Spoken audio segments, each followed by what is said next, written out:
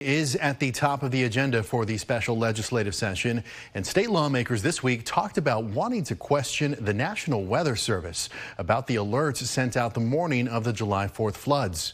As KXAN investigator Matt Grant reports, those lawmakers aren't the only ones looking for answers. Oh, it was awful. It was gut-wrenching. It was heart-wrenching.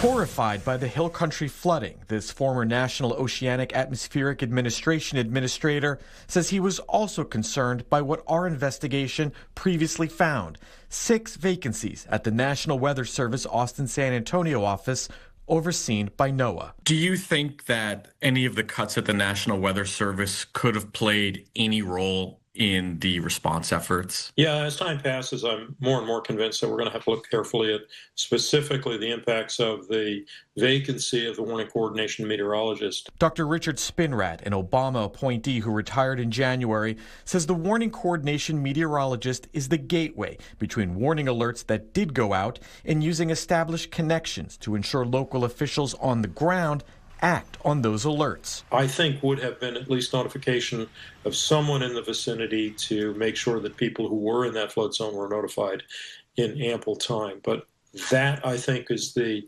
piece that we're going to find an assessment was missing. The National Weather Service disputes the cuts had an impact locally, telling us the Austin San Antonio office had extra staff on hand leading up to and during the flood, adding, all forecasts and warnings were issued in a timely manner. Additionally, these offices were able to provide decision support services to local partners, including those in the emergency management community. We need to know the impact of these cutbacks and hiring freezes, not just to find out the results of this disaster, but to prevent other disasters from occurring. Still, Texas's Democratic Congressman Lloyd Doggett is demanding answers to more than a dozen questions related to those cuts, citing a KXAN report in one letter to NOAA, and following up with this second response that we obtained, saying a phone call with top brass was helpful.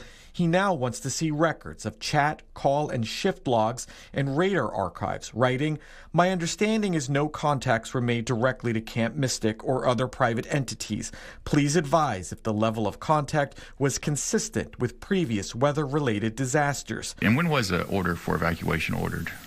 I do not believe there was ever one ordered, sir. There was never one ordered. To my knowledge, I'm not aware of one, no. Spinrad says he recently met with Doggett. He also wants to know why an evacuation wasn't ordered. Why there were breakdowns again in that last mile of communication. In Austin, Matt Grant, KXAN investigates.